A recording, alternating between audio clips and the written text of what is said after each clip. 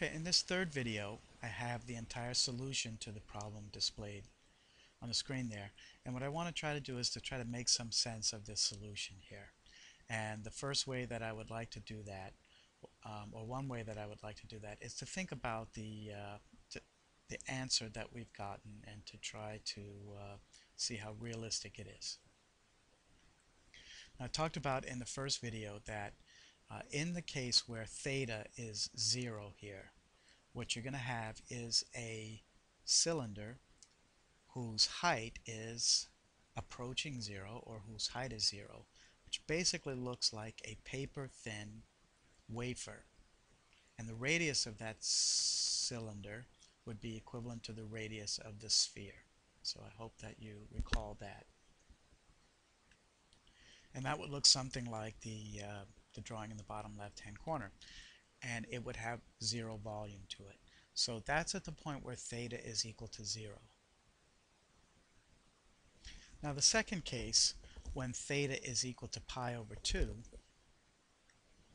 you have the second type, the straw or the toothpick that has the cylinder, where the cylinder has a radius equal to 0. In this case, the radius is 0, not the height is 0. And so you should see, though, also from the original expression for the ratio of the volume of the sphere to the volume of the cylinder, which is 4/3 r sub s cubed divided by 3 r sub c squared h. That in either case, when we look at the limit as h goes to 0 of 4 r sub s cubed over 3 r sub c squared h, you should see what's happening there is that the limit goes to infinity.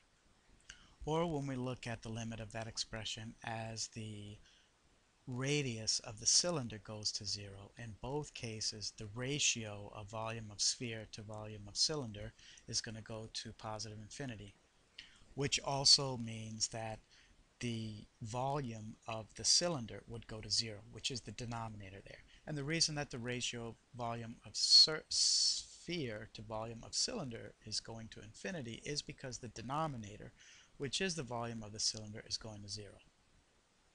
So this points out to us two things. One is that we have a domain for our expression with respect to theta of 0 to pi over 2. And the second thing is that along this domain, the ratio of the volume of the sphere to the volume of the cylinder is going to go from positive infinity, come down, and go back up again from theta equals 0 to theta equals pi over 2. And somewhere in between there, we're going to get a minimum value for that function there, somewhere in between 0 and pi over 2. Alright, so hopefully that gives some frame to the problem. What I'm going to do now is bring in my graphing calculator. And you can see that I have the expression keyed in there. A couple of things. I'm going to use parentheses where it may not be necessary, just to make sure that I don't have any problems. Second thing is that there is no secant or cosecant function. And so if I'm trying to put in a function secant, I have to use 1 over cosine of x. In this case it's squared. And for cosecant, I have to put in 1 over sine of x. Now the second thing that I need to do is set my window.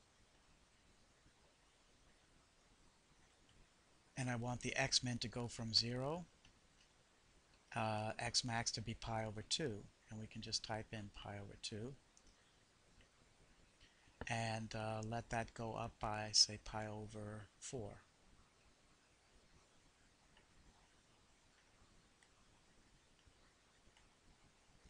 And again, have the y min can go from negative 10 to y max of 10. And I'm going to go and graph that. And it gives me this. Again, exactly as I said, it goes from 0 to pi over 2, that window does, and starts at positive infinity, ends at positive infinity, and comes down and dips. And if I use the minimum function under second calc, it shows me then that the minimum value is 1.732, which you can verify is square root of 3.